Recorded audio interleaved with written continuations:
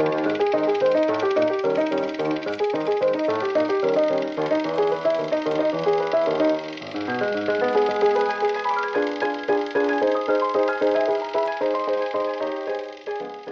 no regular show.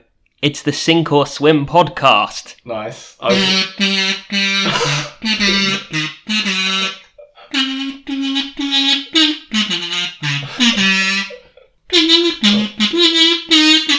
So loud.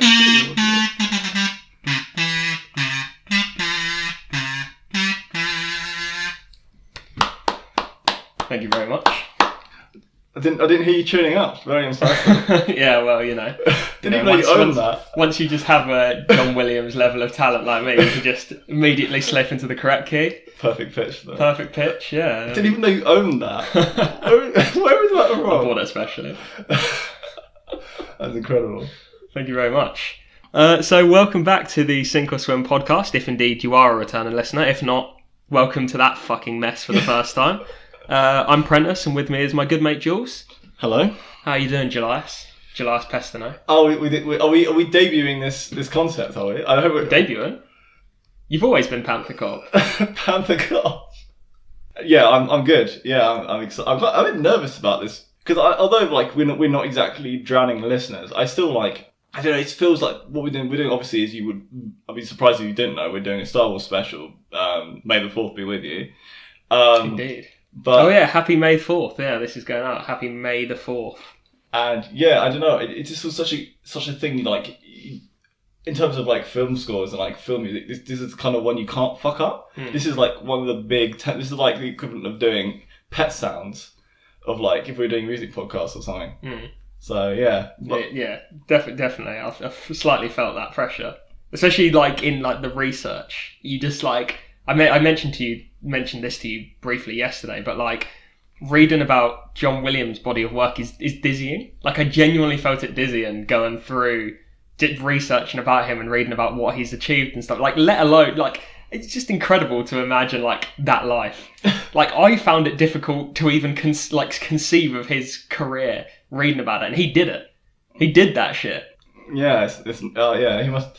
By all accounts, from what I've read and what's seen, he's quite a modest man somehow, and he just must look at what he's done and be like, you know what, I'm pretty fucking good at what I do. Yeah. Like, cause he's so prolific. I almost got angry.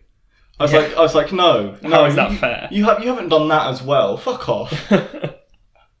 So yeah, we're gonna go into our kind of nonsense, newsy, nuggets of bullshit that we've been thinking about. This we kind of ditched a news segment because of the way we record and because of the way our output is and stuff. So we just kind of talk about things that we find interesting. And so yeah, we're just gonna go into like some stuff that we find interesting, and then there'll be time codes below. But yeah, you can go into the description and see when we actually start talking about Star Wars. But so I think obviously one of the big things for us this. Like recently is Birdman and the Unexpected Virtue of Vibranium Wings has wrapped up last week.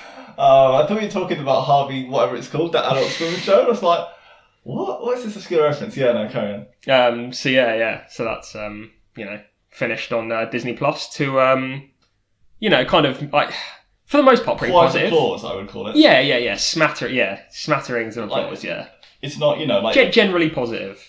My initial phrase was serviceable to good, like that it was like a good show with great episodes. Yeah, maybe that's the way to do it, because like definitely, yeah, because they had like episode 5 was great, but then it was up and down. So yeah, like I don't know, we as you heard from there, we kind of I liked it, you liked it, it's kind of generally good stuff all around. We did sort of consider, because obviously we did WandaVision for our first episode, and we were sort of slightly considering doing a Falcon and the Winter Soldier episode. And about sort of halfway or 4 episodes into the season, we were like, we probably made the right choice not to do it, because it's just, there's not the same level of stuff. Yeah. And then in episodes 5 and 6, we just got slapped with some absolutely cracking bits of sync. Yeah. We were just like, oh, these songs are really like, we were just taking out our phones and Shazamming these great like funk and soul tracks and stuff. And it was like, oh, God.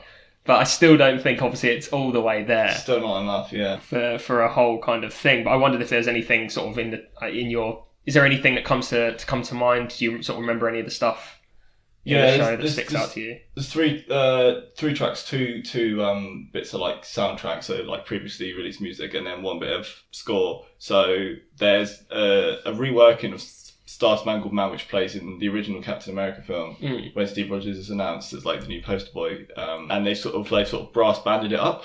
Sort of high school banded it up. Yeah, and it sounds pretty cool, to be honest. Quite interesting as well, because I don't know if we spoke about it, but a lot of that band are black, which is quite cool as well. Yeah, they are black, and it definitely has like this lively kind of like jazzy kind of like, it's got a real like soul to it in the way that I think, you know, kind of young black musicians would bring to it in a way that maybe like a big crowd of white college musicians might not. Bring that same kind of. Your words, not mine. No, it's more the energy and the performance style. You know what I mean? Like, there's definitely obviously a difference. It's got that more kind of like a party kind of thing. It's so like energetic and like kind of lively. It's got the funk, although it's not actually funky, but. Yeah, and also ironically, as you said, like the white musicians for black musicians for introducing a white Captain America. Yes, given the context of the show. And then two bits of I can only remember one of the bits of Sync, but I know another band. So there's a song by the Meters. Which is really cool. Well, that's a really cool little nugget. Yeah. Which I can't remember when that plays, but that was a surprise. Something quite as. I think it was in 5. That's the name of the song. No. I think it was in episode 5. Okay. At the start of episode 5, when Sam goes back home for a bit. Okay. Yeah. After they. That's when a lot of the music punch is up actually. John. That's a lot when all the soul music is. So there's Chocolate Samurai by Fantastic Negreto in that sort of section of episode 5 as well, which is fucking excellent. Yeah. And then I think the big one for me is in the final episode, On and On by Curtis Harding. Yeah. Which is a song I'd never heard before, but it's one of those songs that I'm just like, I wish I'd heard this years ago. This is fucking like amazing. Yeah. Like, I love this. That closes out the series, doesn't it? It's pretty cool, that. Yeah. So I don't know, what else has been in your sort of... I got 2 bits. So one is, I don't really want to spend too much time talking about awards because I'm sick to the teeth of them. Even I am. Feels like award ceremony. Like the season feels like it gets longer. Yeah, it goes on like for 3 months. Every year. I'm like, why is this so spaced out? Yeah, I think it's also COVID. They've had to space them out a bit more. Yeah, maybe. But there is one bit of news in particular that I'm really sort of like. It's quite a big moment actually. I think that's gone a little bit under the radar for what the achievement is. Daniel Kaluuya won an Oscar for Best Supporting Actor. Even though he's technically the lead actor, which still puzzles my brain. But he won Best Supporting Actor for his portrayal of Fred Hampton in Judas and the Black Messiah. From what I've heard, like very well deserved. Yes, by all accounts. From the clips I've seen, I think it's going to be one of his better performances. It's one of his better performances. But yeah, he's the first Black Brit to win an Oscar for anything, for any of the leading. Acting roles, you know, the big 4 tentpole. Yeah. Which is very. There's that thing of like, I feel very proud. Oh yeah. I feel very proud that he's the first person to do that. Yeah, because like he's been across the pond for a while now, and he's been bringing it. Like he's fantastic. He's one of our major talents at the moment that we've sort of exported. So it's obviously, as we've spoken about with awards before. They're bullshit, but they do also kind of matter because of like the ramifications of winning awards. So it's, whilst they are bullshit and we should also roll our eyes out and we should also make sure that people, like diverse and representative groups of people are nominated and win these awards. And despite all of that, like it's good to see him having gone over there and doing what he does and is now being recognised for it. Despite me not giving a fuck what the awards bodies think, I'm glad that Kaluuya has been recognised for his talent. There's a brilliant video that people should check out if they haven't. It's after he's got his award and everything. He which in itself, his speech was incredible. This has gone viral because he referred to his mum having sex with it and then him being born, and his mum's reaction has gone viral. There's a clip going around of him with Dave the rapper. And he's like backstage with him, and like he's sort of like. They're just so excited about it, and they're sort of like, again, they talk about what I've just talked about, you know, like Boys from the Estate, you know, well, both of them, you know, Boys from the Estate, one's got a Mercury Prize, one's got an Oscar, and it's like, even though, you know, we said that, it's kind of, you know, if these are still held up as, you know, the physical representations of success, then it's, you know, it's quite a mountain to climb for both of them. So I just think, it was. But I was very surprised at how much it kind of moved me that he won. So it's definitely important and definitely due. And he's also done it playing like pretty political roles as well. Yes. You know, his discography features Get Out. Filmography. Sorry, what did I say? Discography. Oh, well, he's got a great voice.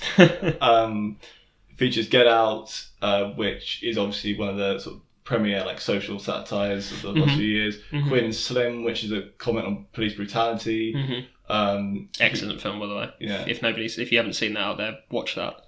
Yeah, that's a superb film. One of the only films in this to have me cry in the cinema. Yeah.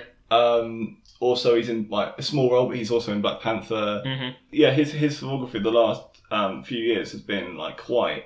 He seems to have picked his roles, and it's a lot. Yeah, I think it says quite a lot about him. Yeah. Following on from that, just quickly, another sort of recommendation is a documentary that the trailer just dropped for. It's called Summer of Soul, and it's Questlove, the drummer from The Roots. Am I correct? Yes. Yeah. Before you push on with this, just because I have something that's relevant to what we were just talking about. Yeah. Did you see Anthony Hopkins also thank Chadwick pay tribute to Chadwick Boseman in his acceptance speech? I didn't. I saw it, but I didn't literally see it. If you know what I mean. I know it happened. I didn't see it. Yeah. Yeah, that was really nice. That's definitely worth a watch. It's a really nice short kind of moment where like one great recognises another. And again with the kind of themes of what's being discussed at the moment around awards and stuff, it's kind of powerful to see this man like say like more shit, like everyone should recognise the greatness of you know, this man who doesn't look like me, but like I acknowledge him as, you know, like another fucking great. But sorry, carry on. No, that's cool. Yeah, so it's the documentary by Questlove, who's the drummer from The Roots, and it's about the 1969 Harlem Cultural Festival, which happened the same year, and roughly the same time as Woodstock. But obviously it's nowhere near as famous for obvious reasons. And yeah, it's just a big sort of outdoor. They refer to it colloquially as like Black Woodstock. So it's just a big music festival, and it's got some really interesting. You had like the acts who performed there, and who are subsequently in the documentary, Nina Simone, Sly and the Family Stone, and Stevie Wonder, just to name like three. Yeah. And it was kind of like a sort of. It was not just like Black Joy. There was also quite a political edge to it as well, given the time. Well, given the time and its location. Yeah, and the security of the event. There were no police. The security for the event was run by the Panthers. And in the video, you can see Panthers in the background. You got like you can see like Sly and the Family Stone like belling out a tune, and then just like pans across to like those cool soul sisters and brothers in there with their afros, and then you've got like. And you got like the Panthers, just like, oh, that's really cool. It comes out 2nd of July. In the US, it comes out on Hulu, but it will be coming to Disney Plus at a later date. Excellent. So I'm looking forward to that. It looks really nice, and the way they've done it as well. I don't know the ins and outs of the production, but it looks like they're trying to make it look as like as of the time as possible. Okay. It looks quite filmy and grainy. It's kind of cool. If anyone's interested in that and you're looking for something to watch in the meantime, try and find the What Stacks film of the What Stacks Festival, or just look up some of the performances on YouTube. Some of that is just incredible. Like, it's so electric. But yeah, I've just got one more thing that sort of occurred to me this week, and it's not really anything timely or newsworthy, but I just thought it was funny for a variety of reasons. So you've been making your way through Parks and Rec recently, haven't you? I have been making my way through Parks and Rec. Yeah, and so obviously Rashida Jones plays like a big part in that show. She's one of the core characters. Yeah. And I discovered relatively recently, just in like doing a bit of, because I've been watching a bit of Parks and Rec when you've been watching it as well, so I'm sort of about a third or a quarter of the way as familiar as you are with it. And I was just sort of reading about the cast members and reading about the show and stuff like that, and came across that Rashida Jones is married to what's his face, Ezra Cohen. That's it. Yeah, Ezra. Is it Cohen or Koenig? I think it's Koenig. Ezra Koenig. But either way, anyway, yeah. So the lead singer of Vampire Weekend, and also her father is Quincy Jones. Yeah, that's mad. That's absolute mad. I just found the idea of like family dinner just hilarious. That like her boyfriend or husband, this kind of slightly fey Jewish boy from this indie band going around to Quincy Jones's house for like Sunday tea or whatever. They just meet at the door and they have a hug or whatever, and you know, he's like, oh, hey dad, or whatever, you know, and he's like, hey Ezra baby, and all that, and then they go and sit at the table or whatever, and he's like, Ezra, come over here. Let me tell you, the Beatles, fucking cowards. They're fucking cowards. And Hendrix, I know you love Hendrix. He ain't shit. Did he say that? I know he said something about the Beatles. Did he say something about Hendrix? He said Hendrix is a coward. What was for refusing to play with like jazz musicians who are more talented than him. Apparently he tried to get him into the studio to record with like some incredible like flautists and stuff like that, and like upon like hearing some of their work and how brilliant they were, he like bailed. And so Quincy Jones has been calling him a coward. Yeah, if you don't know what I'm referencing, go back and read Quincy Jones. I believe it's a Vanity Fair interview, or that could be, if you just type in Quincy Jones controversial interview, you'll be able to find it. It's hilarious. Quincy Jones basically just shits across on the entire music industry and like just takes shots at basically everyone he's ever encountered. It's hilarious. He basically outs Richard Pryor and Marlon Brando as having had a relation as like a gay relationship, like in secret. He says the Beatles are the worst players he's ever seen. Hendrix is a coward. It's just hilarious. It's one of the most batshit things. He talks about how he used to date Trump's daughter. What? Are these? Is there anything to back these up, or are these just wild claims? Who the fuck knows?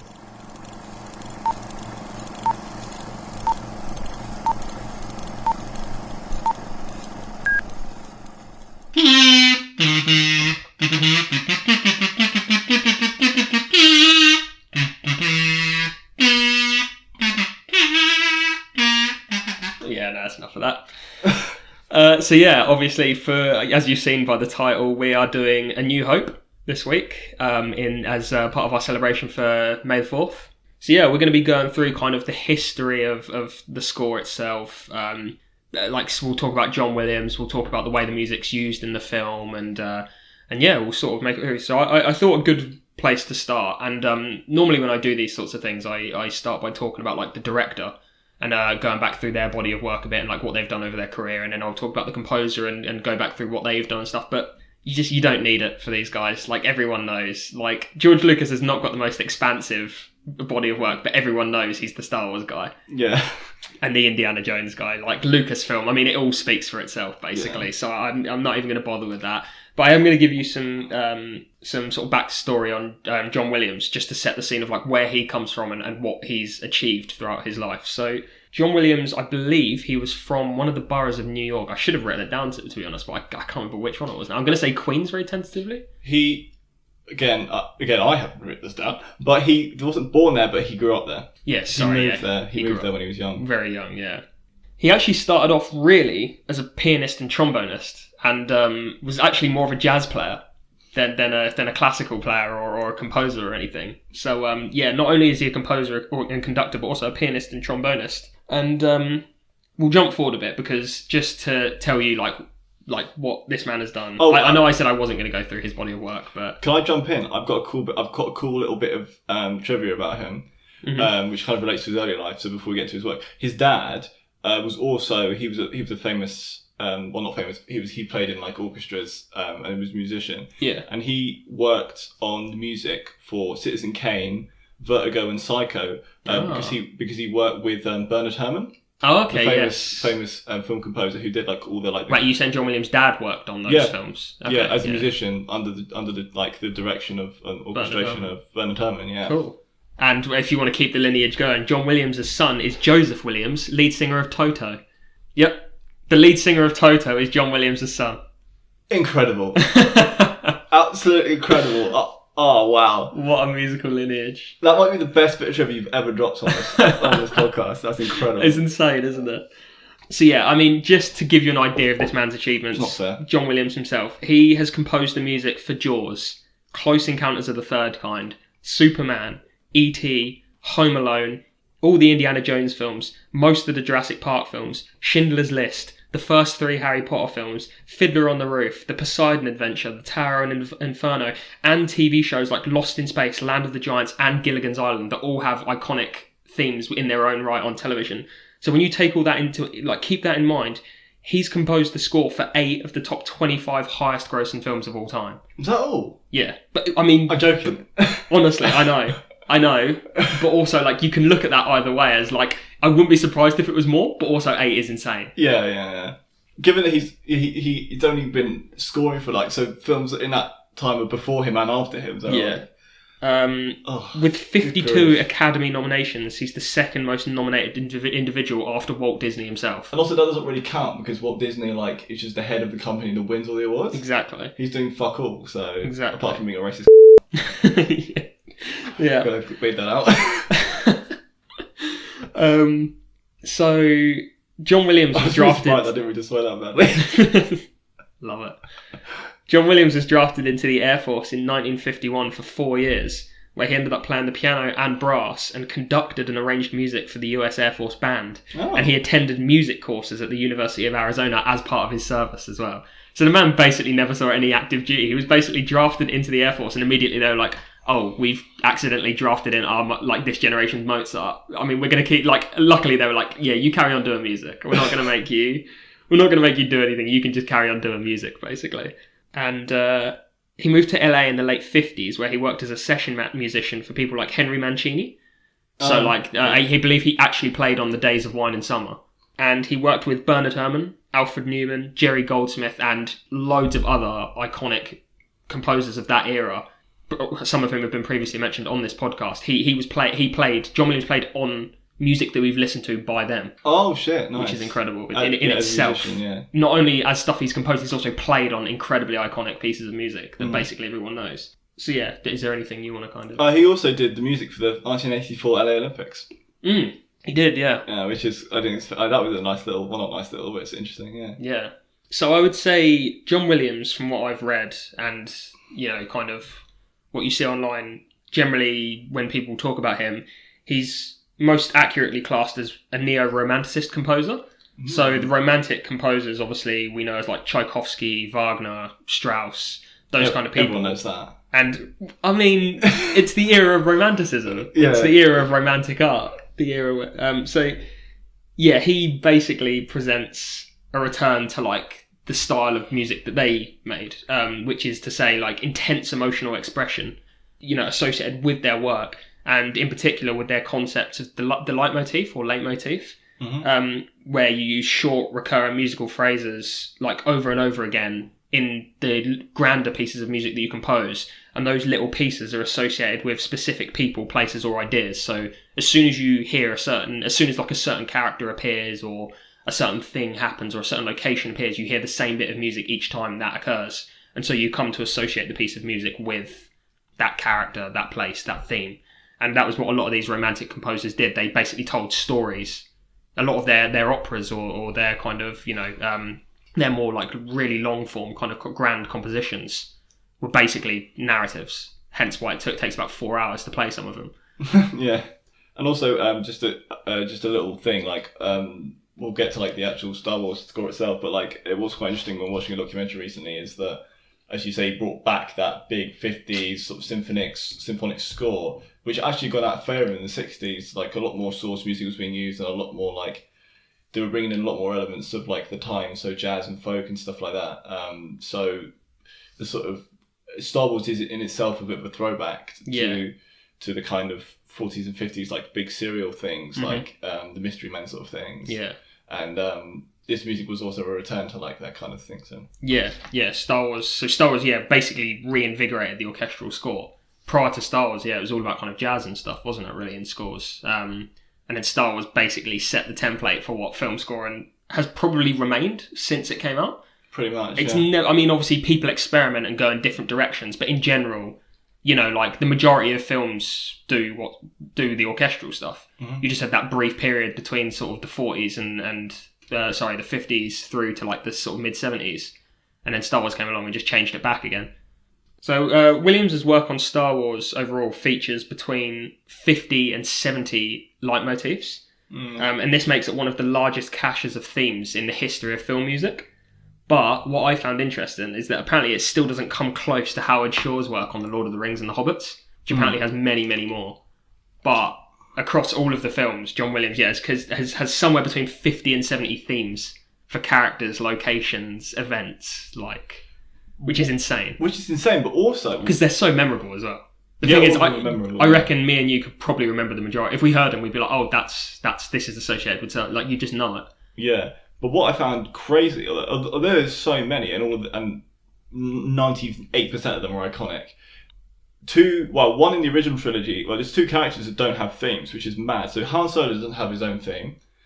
He only has one, which is shared with Princess Leia. Yeah. And he has no named track after him apart from Han the Princess. Mm-hmm. And this is going forward. We're not going to touch on these films today, but I think symptomatic of this character's mishandling in the sequel trilogy. Finn also is the only main character in the sequel trilogy not to have a motif. Really? He doesn't have a motif at all. No. Wow. Okay. So that is interesting. So even Poe has a motif. He does, yeah. Wow.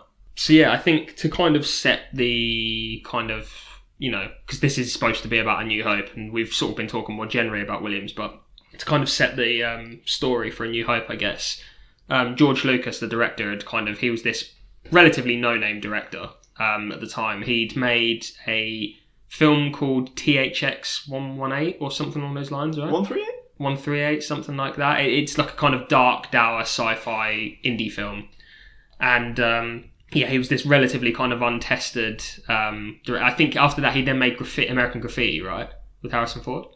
Yes. Yeah. And so that was like a relatively big hit, but it was this kind of like teen kind of 50s set, kind of sock throwback, kind of, sock hop kind of rock and roll kind of film. And he was very keen to make like this kind of, he wanted to tell this grand kind of story, set in kind of this distant world where he could build this like whole universe and whole kind of intense backstory and really build this kind of space opera basically.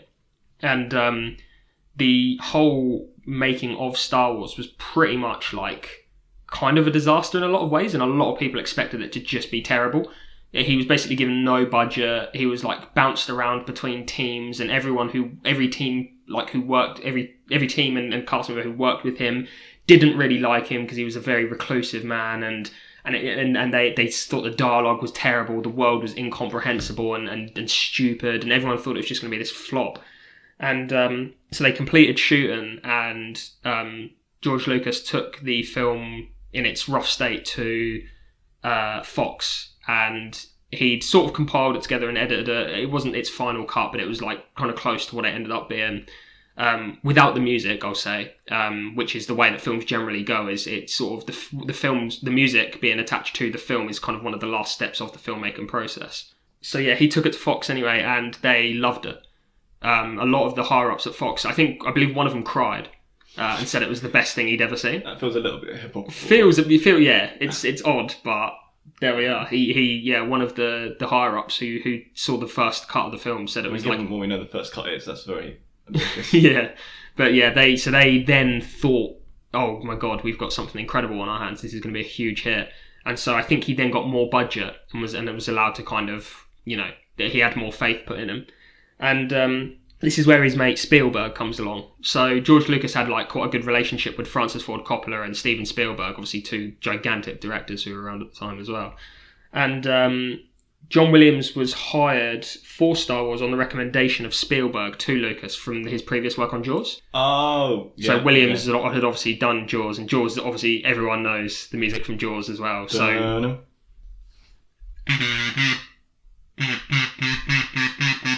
there we are. And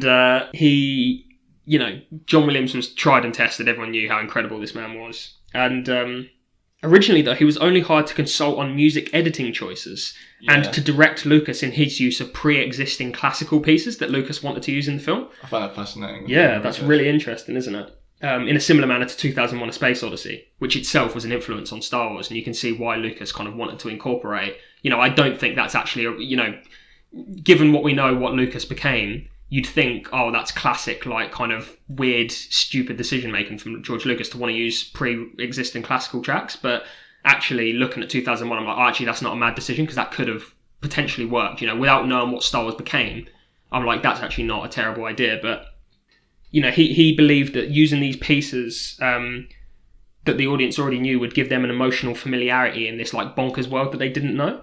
And he also wanted to allude to like the underlying fantasy elements of the film rather than its sci-fi aesthetic.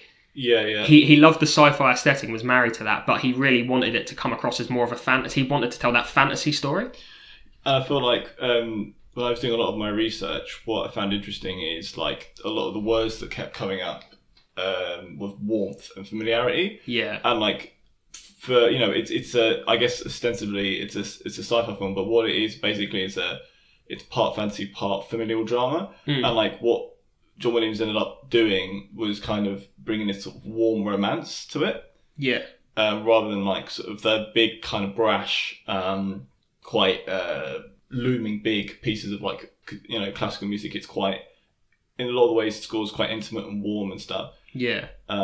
So yeah, because it basically Star Wars is a space opera, but it's essentially just like human stories. Yes, definitely. And Lucas has acknowledged that. He said himself that the success of Star Wars lies in its emotional appeal more than anything else, which I definitely agree with. I'm kind of amazed that he recognises that, actually. And I think the music is one of the biggest parts of that. Almost more than anything else, the music is one of the huge parts of that emotional appeal. Those intense moments where the score really hits its highs. And we rewatched A New Hope yesterday, and there was multiple times where I got goosebumps from the score. Still get goosebumps to this day. Still get excited by the music of that film, like regardless of how many times I've seen it and heard it. So yeah. Anyway, so Lucas wanted to use these kind of pre-existing classical tracks, and Williams eventually managed to convince him to use original stuff. Although one of the things that is really interesting is that the influence from Lucas's original choices are still very present. Okay. So the main title theme, the da da da da da da da, yeah. So did you expertly play that, yeah? Yes, exactly. Everyone knows that. Actually, very heavily influenced by the main theme from the Ronald Reagan film King's Row. You've stolen my little tip. So yeah, and that is fascinating. You can listen to that, and it's very. You can hear it. You like, it's like, wow, okay, that he hasn't actually, he's built on it, which is good. And that's the thing about art. The great art, like, good artists build upon what other artists have done. Great artists steal. And Williams, like, you can't really disagree. Like, he has basically kind of stolen it and then just added more to it. And also, if you want a great bit of, you want to go full circle. So as you said, it's inspired by the film King's Row, which starred Ronald Reagan, who was famous for having one of his big things as president was installing a global space weapons program called Star Wars. Yeah. In the 80s. Mm-hmm. Yeah. Also with Williams, Lucas's original choices, the track off of the score for A New Hope that plays over the stuff that happens in the Dune Sea on Tatooine is basically The Rite of Spring, The Sacrifice by Stravinsky. And that is even closer. It's exactly the same. I found a video where they play them at the same time. So they have the original scene where C-3PO is wandering over the Dune Sea, right at the start of the film when him and R2-D2 crash land on Tatooine. And yeah, they play them over one another and you can barely tell. It's basically the exact same piece of music. Apparently, from my research as well, the piece, which is called Dune Sea of Tatooine, also has influences from the soundtrack of Bicycle Thieves. The Italian neoliberalism film from the 60s, scored by Alessandro Cisorgini. Cisorgini, yeah. Just thought I'd add that little bit. Yeah. So yeah, as I mentioned with the themes earlier, Williams's music for Star Wars that he ended up writing is quite unique in terms of film scores, in that it's very dense with themes compared to like most general film scoring. So he generally uses about 17 themes on average in each 2 hours of film, which is very heavy compared to others. So most composers would shy away from this because it's seen as like too musically dense for an audience that's supposed to be more preoccupied with the visuals. And I think obviously that again lends itself, that again is very much obviously part of the genius of this man, that he can break from the tradition of film scoring in this way, and yet it works. It's would be seen as risky, and yet he's made it work to be the most influential and memorable film score of all time. Yeah. So Williams recorded the score for Star Wars with the London Symphony Orchestra, and they recorded it in 12 days over 8 sessions in March 1977. In the first 4 days of recording, this I find this hilarious as a kind of, this is just so typical for the story of Star Wars and the making of this film, like how fucking somehow ramshackle it was, and yet it came out incredible. In the first 4 days of recording, the orchestra recorded 82 takes of different pieces, and That's the thing. That's in the first 4 days of recording. They recorded 82 takes. In the last 4 days of recording, they recorded nearly 140 takes. So they almost doubled their output of recording. They must have been swearing. In the last 4 days.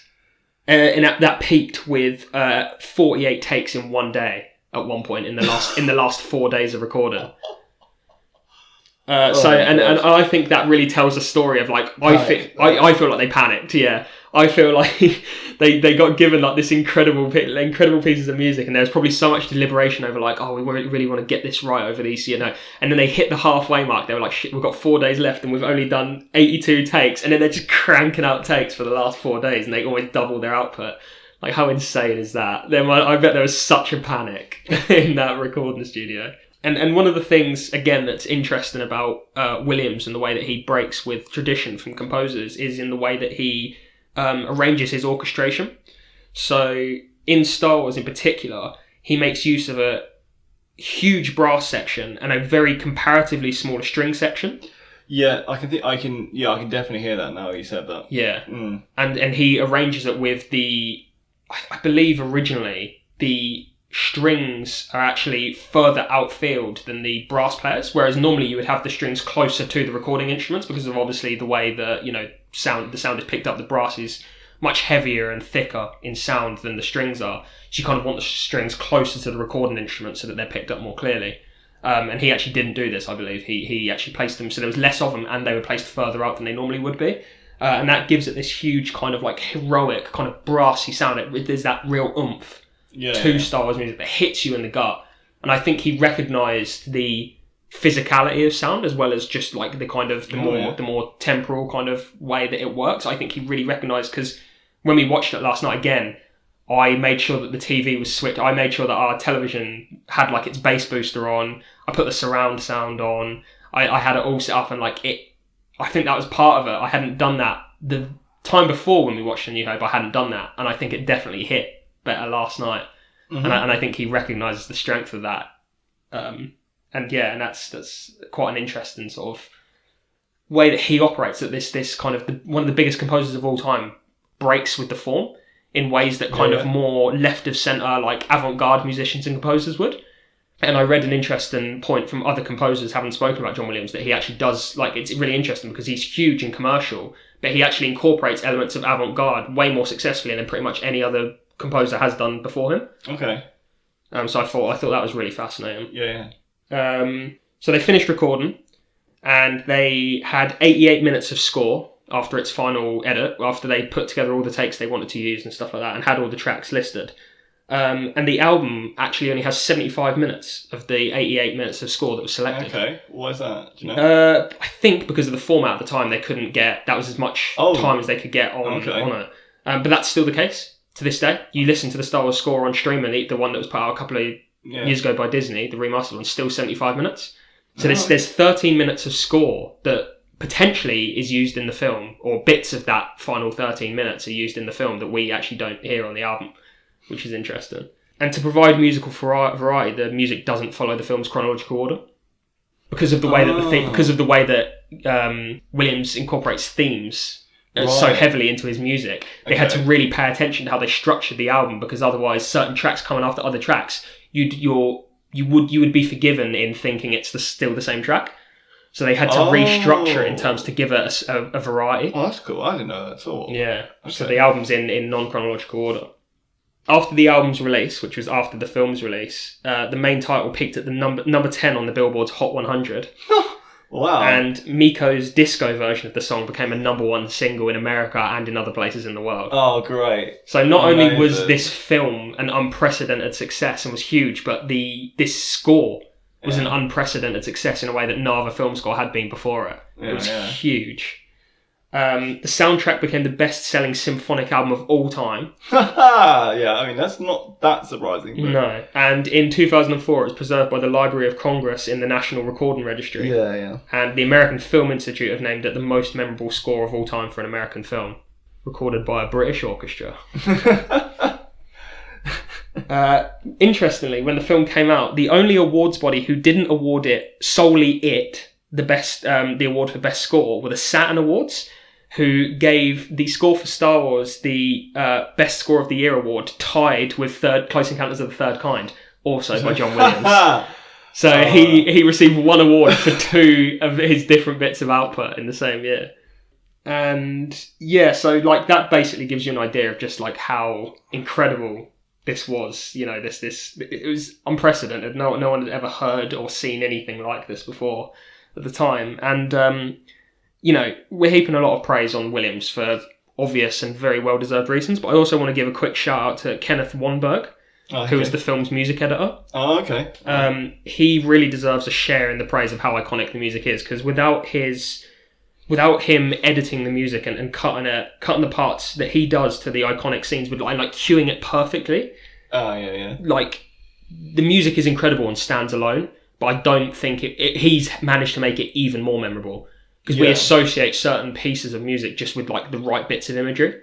Pretty much, we've said this off air. You could pretty much view the film. Obviously, if you're familiar with the film, like just by listening to the different tracks, you know what's happening on screen. Yeah, pretty much. And you can you can pretty much. When I was listening to the soundtrack, I was like, oh yeah, I know what's probably going on here, and the inextricable link between the music and the imagery. I mean, obviously, it's the whole point of what's going on, but like. I struggle to think of a film that's just, you could literally just play a piece of music and I could just tell you what's happening without basically any delay. I'm not even that. I've only watched New Hope 3 times, so. Yeah, exactly. And like one of the most, you know, again, that was something that I realised last night, was just like, fucking hell, this is edited so well, this music, in that like, one of the best hero shots in all of cinema, when Luke sort of steps out of his house and looks at the kind of, I believe it's the binary sunset with 2 suns that are setting over Tatooine, and he sort of has one leg raised up on you know, kind of the part of his house or whatever, and he sort of looks out across the desert at the 2 suns setting, and the score swells. And is it the Force theme, or is the piece of music called Binary Sunset? Technically, well. Various things like call it different things. I didn't see anything that actually said Force theme. Like, I think it's technically now called Twin Suns, but it is the Force. It is the Force theme because it plays whenever a character uses the Force. Yeah. That's played. So it basically is the Force theme. Yeah. But this incredibly emotive version of the Force theme swells as the camera is behind Luke, watching him walk out away from his house and puts his leg up on this thing, and then perfectly, as the camera cuts round to the front of Mark Hamill to show his kind of hair blowing in the wind and him like illuminated by this orange sort of sunset, it swells up into like the grand like emotional peak of the piece at the perfect time. So it's like the most incredible piece of music probably in the whole film, highlighting probably one of the best hero shots in all of cinema. Mm-hmm. It's just like, that is so perfect, and it's such a goosebumps inducing moment. It's nothing. It's just an image of a man standing there, but it's incredible. Yeah. And so Kenneth Wannberg, who has worked his entire career with John Williams, by the way, he edits all of he's John Williams' music editor basically. Shout out to him because he's amazing as well. Could I just jump in as well with, if we're on the subject of Twin Suns, had more to say on that? Mm-hmm. Yeah, I mean, feel free to take the lead now, Sonny Jim. I've So the things about, I mean, there's so many things about that Twin Suns scene. So the first thing I'll talk about is like how it relates to kind of what I think is one of the biggest things about, I think, Star Wars and John Williams' music, is that there's a lot of wonder in a lot of, not just John Williams' Star Wars stuff, but in all his things, there's wonder and like childlike sort of amazement at things. And I think that him looking across that is like that sort of wondering what else is out there. And I feel like there's a weird unintentional sort of meta thing of like, Luke yearns, he's obviously at this point that he's looking out, he's on this sort of moisture farm out in the middle of nowhere, and he dreams of like a life amongst the stars, which he gets. But it's like, as an audience watching Star Wars, we dream for, that's why we love Star Wars, because we love escapism and imagining all this stuff. So it's kind of a parallel between us looking out across and Luke, so we're literally the eyes of Luke. And it also works in tandem with Lucas's either intentional or unintentional incredible world building. Again, it hints at so much more in that universe. There's so many tiny little bits of world building from George Lucas that is just, again, like you say, with that music, with the wonder and like the wow, what else is out there kind of thing, they work in tandem as well in an incredible way. And what's quite interesting as well is that what I read in the article, obviously, it's Luke's theme is also the Force theme, which is the music that plays, and the idea that he's not yet very aware of being Force sensitive, but it's that idea of that very pulpy idea of destiny, but playing the Force theme before he knows that he's Force sensitive kind of calls to his destiny. Mm-hmm. So now that I've finished like sort of the narrative of this score, we're going to go into, I mean, we just touched on it there, but we're going to go more into like what Jules has to say about more kind of the emotional side and our own sort of feelings on this score and stuff. So yeah, take it away. Kind of sums up our relationship. Well, where's the start? We've got so much.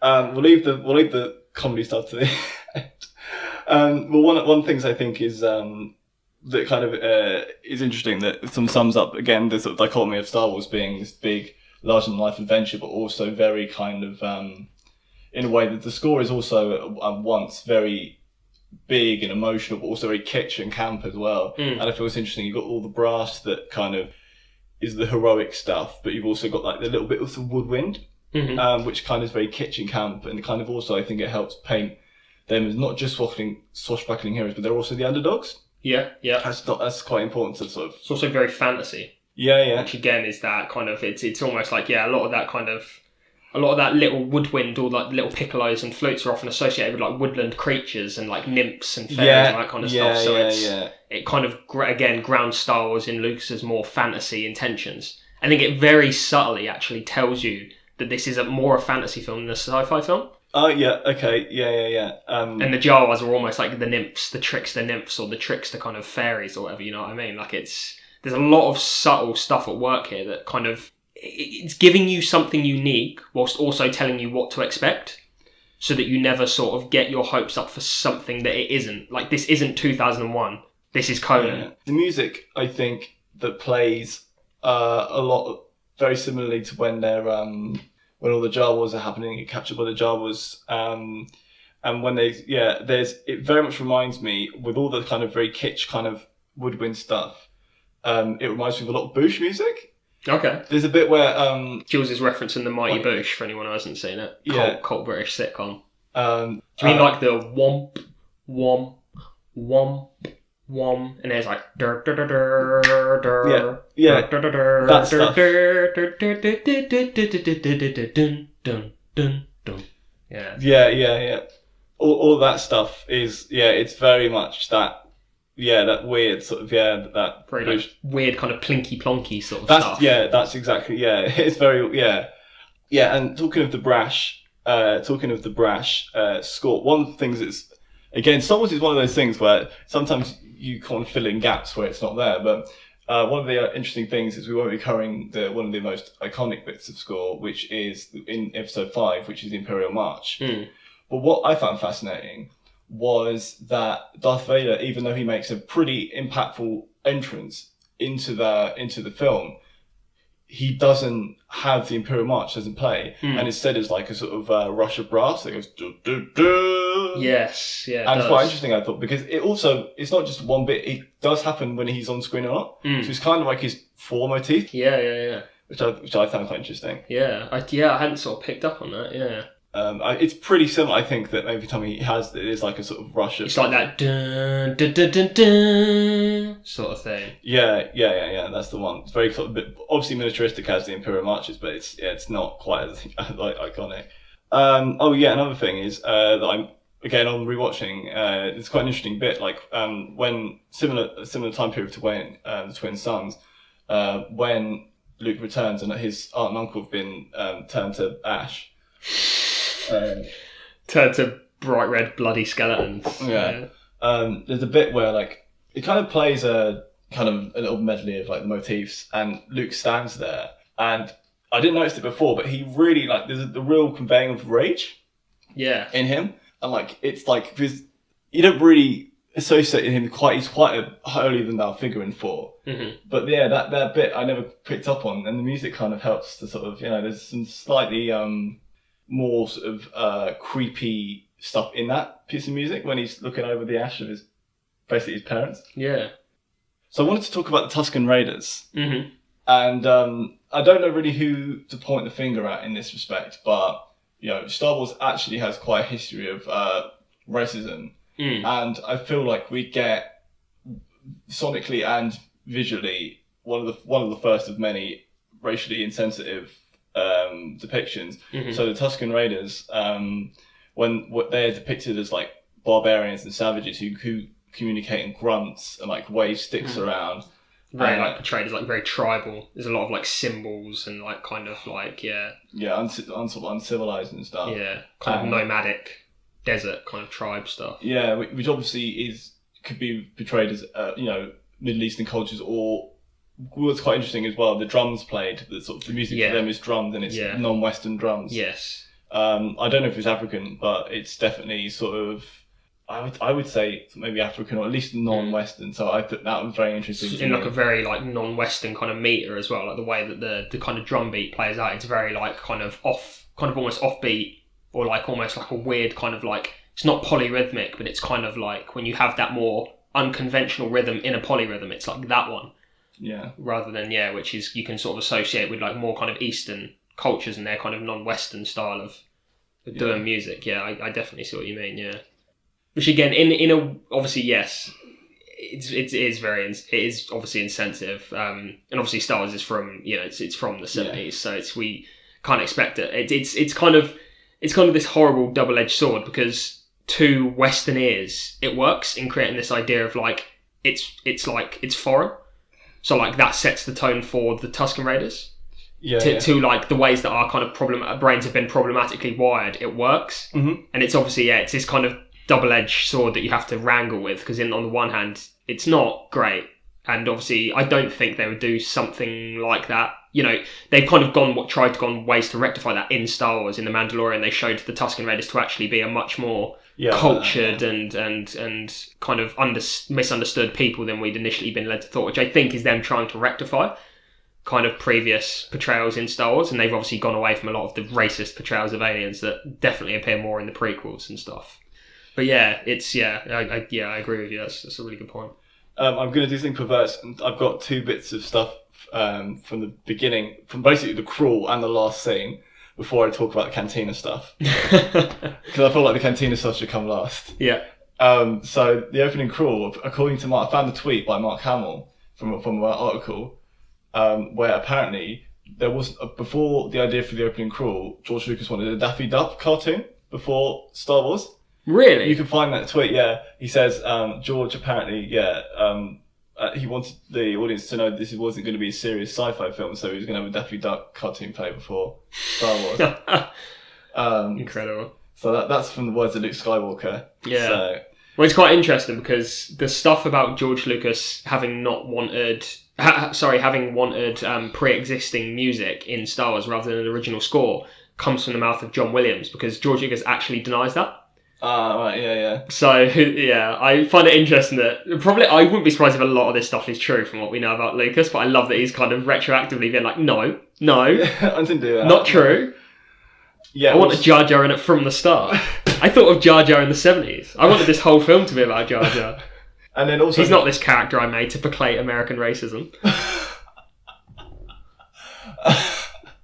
There's also jumping way right to the last scene. I think what's quite cool, as we said, like John Williams' score is very narrative, and the whole idea that, in case you didn't know, Star Wars was originally a one and done thing. Like George Lucas had an idea for a trilogy, but he didn't know how well the first one would go, so the first one was written so that it could be that one. You just watch one and leave it. Mm-hmm. And I find Hence why it was called The Star Wars. Yes, it was originally called The Star Wars. Yeah, and the ending scene when they're in the throne room very much feels like an ending, like you could just leave it there, and the music as well is very much like finale. It's sort of like it's like triumphant, we won.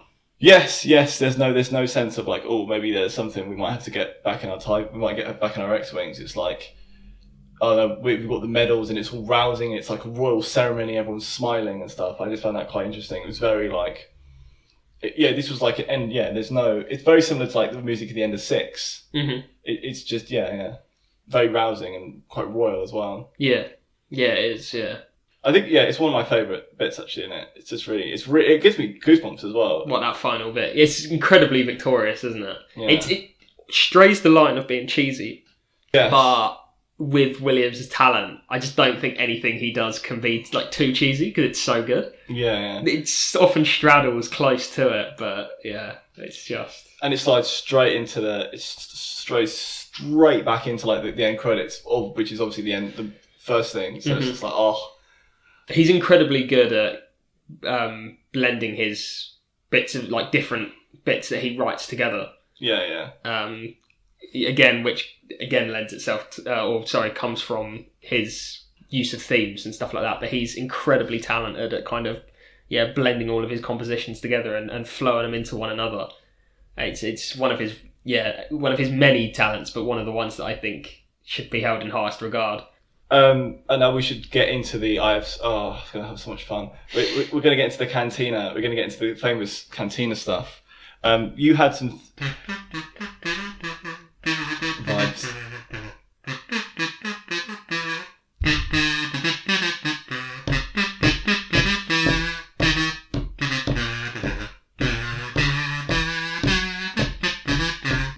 Yeah, so you had some stuff about, so I'll leave the trivia, there's some cool trivia about the band, but I'll leave that because you got some, so I feel like we've probably both done that. Yeah. So the only bit of like non-symphonic score in the entire thing is a couple of jizz tracks, which is and also interestingly, which I obviously knew but hadn't thought about the consequences of, diegetic.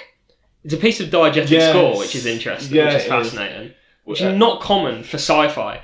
Like, only really in terrible sci-fi and fantasy is there diegetic score. It's very rare. I think The Witcher manages to achieve it. I think The Witcher TV show and The Witcher games have amazing pieces of diegetic score. But often when it's done, it's usually only works in comedy. Like a parody of fantasy or a parody of sci-fi. But yeah, I hadn't thought about actually like just how normalised that is in the world of Star Wars. That there's these bands that perform music, and I don't think of it as like, oh, this is like dumb or cheesy or whatever. Like, it's so well done. Having done more research on John Williams, it makes sense that there's jazz, because obviously he comes from a jazz background, so it makes perfect sense. He'd love to incorporate a bit of jazz into it, Yeah. I had another bit of, again, for some reason, during as I did my research, the beret became more and more on. So I thought about this as well. Is this about how basically like with the inclusion of jazz music, it's being played by aliens? Well, actually, I was going a bit. Carry on, because that's not where I was going with it. But carry on. Well, I just think that's also fascinating. You know, building off of the point you mentioned earlier about the Tusken Raiders. Yeah, it's also interesting that like also with this presentation of like a black art form, it's being played by a bunch of like 8 weird looking aliens. Yeah, and it's played in a nefarious bar full of criminals. Yes, a bunch of shady. Yes. Yeah, and it's like obviously a hive of scum and villainy is. Exactly. So you know, this is basically Star Wars equivalent of Harlem, and you've got Obi-Wan Kenobi saying it's like one of the worst places, and like in the classic Star Wars, Star Wars is like a 50s serial sort of thing, and in the stuff that especially some of the stuff that John Williams scored. Jazz was incorporated into some of these 50s stuff, but it was always for like the dodgy dealings kind of thing. So Star Wars is aping that, and so it's bringing the jazz in. But if you consider the social climate in which both these films, but especially the 50s films was, it's kind of like, the demonization of jazz, which is quite prevalent. Yeah, I just thought that was quite interesting. Definitely. Even though it's a tune that slaps, it's slightly better. Yeah, I definitely think Star Wars is, because I agree with your point, and I do think it's interesting. It does, however, break with the more problematic versions of that from the 50s, in the sense that, like, whilst we are told that the bar is a hive of scum and villainy, to be honest, it actually feels very innocent and quite fun for the most part. It's fine, yeah. Like, it's actually... There's that dickhead at the bar that costs Luke. Apart from that. But apart from that, and it's kind of pastiching that assumption that, like, before, it's almost like a comedic beat. So we hear, Obi-Wan turns to Luke and says, Mos Eisley, a hive of scum and villainy, be on your guard or whatever. Mos Eisley, yeah. What did I say? No, I was joking, because the Mos Eisley brothers. Right, yeah. Oh, God. Who's that Wookiee? I'm not going to say the second line. Sexy Wookiee. So yeah, we kind of get that. And then, like, in the next beat, it's like, oh no, sorry, actually, there's a bit before that, but that's kind of our lasting impression prior to entering the bar, that, oh, this place is a hive of scum and villainy. We enter the bar and immediately there's a shot of this alien, like, with, like, weird stalk eyes, like, looking around, and it's like, and there's all these weird, like, looking funny aliens all having, like, a giggle and stuff like that. Like, I think it's almost a comedic beat, taking the piss out of those 50s films that did that. Oh, it's actually like, no, actually, this isn't. It's fun and harmless. Yeah, this is actually really fun and really cool and harmless, and hence why people love that. Yeah, it's got such an air of, like, fun and innocence. Like, that's one of the most iconic things to come out of Star Wars. Yeah, I wasn't being totally serious. No, I know. But it's just fun to do that. But I think maybe there's potential brownie points there in that it's pastiching and taking the piss out of that use of that in the 50s. Which would have been racist in the 50s, but actually the way it's being used there is actually like, no, this is great and fun. Yeah, I guess, and we saw him meet Han Solo, so and Chewie. So I don't think it plays in the actual cut that we see in the film, but on the soundtrack there's still pans. There's still pans, which I thought was really cool, and it brings a bit of Caribbean flair to Star Wars. So I gotta love that. Gotta love the steel drum, the boobams that are being played, and the toms. Yeah, it's quite an interesting sort of percussion setup on that track. It very much amused me to think of, like, the idea that they could be Rastas. They could be, like, intergalactic Rastas. And well, fortunately, George Lucas did that with the fucking Gungans and But I was going to say, if you do meet these intergalactic Rastas, the greeting you go is Jedi and I.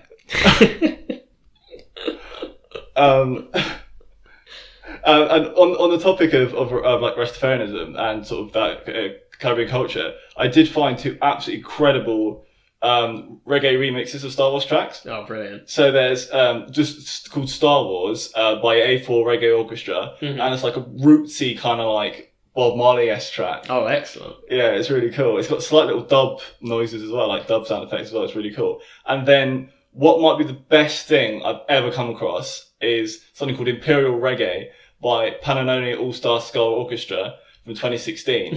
And it's a dub version of the Imperial March. Oh, brilliant. Complete with toasting.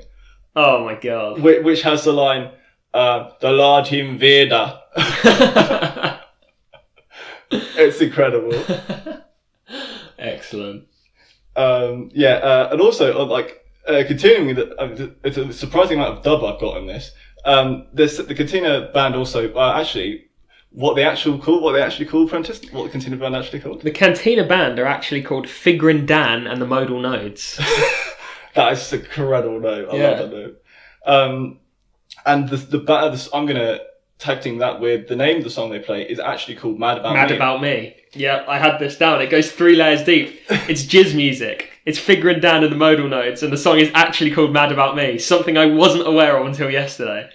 How long I've loved Star Wars for, and I still have things to find out about it, that the song is called Mad About Me, which is apparently revealed through a Star Wars trading card game. Really? Which is brilliant, yeah. Amazing. And they have the second song is literally called Cantina 2. Cantina 2, yeah. But it's so cool. It's kind of like shuffly jazz, but on it there's like sort of I couldn't work out whether it was more dub bass or whether it was more like bootsy Parliament bass. Okay, yeah. On it, there's the kind of a squelchy like boom boom boom boom boom boom boom that kind of like very much that sort of not slap bass but like that kind of muted kind of bass. I was like, oh, that's really cool. Yeah. I think on the first track it sounds like almost like T-chest bass. The first track sounds like T-Cho's bass, but the second one very much like fuzzy kind of funky bass. Yeah. Unless you had something, I have even more on the modal nodes. No, go for it. Let's hear about. Let's hear about that Figuring down.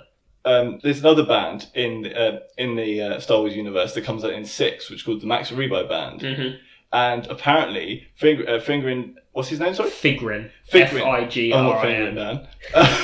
Figrin Dan's brother plays in the Max Rebo Band. Oh, he's that one, right? Because the species are called Biff, I believe. Biff, It's what that species is. Yeah, there is a Biff in the Max Rebo Band, playing like the kind of weird saxophone looking thing. Yeah, and I wondered whether there was sort of Oasis Blur rivalry in the Star Wars universe between the Max Rebo Band and the Modal Nodes. Oh, brilliant. I would love that. I mean, who's who? That's what I was going to ask you this. I feel like Figuring down in the Modal Nodes are Blur. Okay. Because like when we get the songs that we get in episode 6, it's much more like, Okay, yeah, no, I get it. Yeah. Yeah, no, that's... It's more fair. it's more weirder and like slightly avant-garde with like Figure and Dan. And then when we get the Max Rebo band, it's more that mainstream Star Wars shit, you know. So you're thinking Figuring is like Graham Coxon, he's kind of more weird. Yeah. He likes incorporating that weird stuff. And then we get that Who's that generic commercial trash from the Max Rebo band. Who's that furry prick who does the shouting into the microphone? Oh, fucking... I can't remember his name. I remember Cy Snootles. He definitely has a name, but I can't remember his name. He's very much Liam Gallagher because he's sort of like shouting right into the... Yeah. I just love the idea of like, you know, it's just like they've both been competing for like the Jabba's gig. And like, yeah, it's just like, oh, fucking... Yeah, because also the Max Rebo band had got the bigger gig. Yeah. Which again works with the whole, they're the Oasis. Yeah. And like the Blur are playing in this kind of dive bar. Yeah. Well, they're Camden, yeah. It's like the Camden bars they used to play. Oh my god, yeah, Camden really is a hive of scum and villainy, Jesus. But yeah, thank you, John Williams, for your incredible service to film music and art in general. And may the fourth be with you. You've been listening to Sink or Swim, a podcast by Prentice Mitchell and Jules Pistano. If you want more from the pod, you can find us at SyncOrSwimPod, all one word, on Instagram and YouTube, and you can find us at SyncOrSwim on Facebook. To get in touch, please send us an email at syncorswimpod@gmail.com. You can listen to this pod wherever you find your podcasts, with full episodes and clips going up on YouTube as well.